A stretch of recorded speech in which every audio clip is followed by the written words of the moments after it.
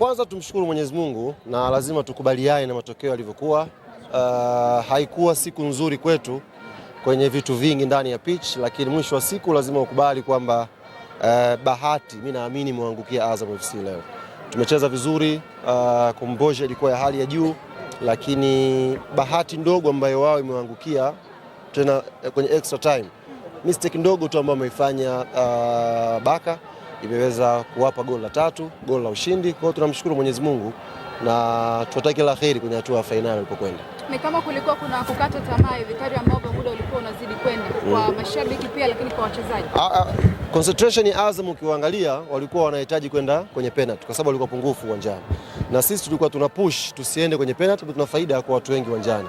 Moment kama hizo kwenye mpira huwa zinatokea. The more una push, concentration ya kujilinda pia inakuwa ndogo.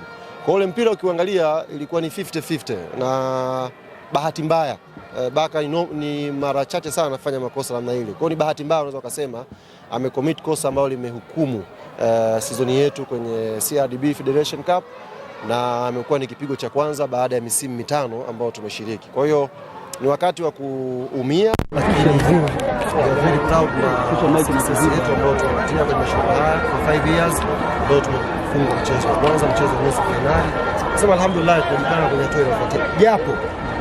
Japo sijaangalia vizuri kwenye TV. Ile goal la Depu ni offside sio offside.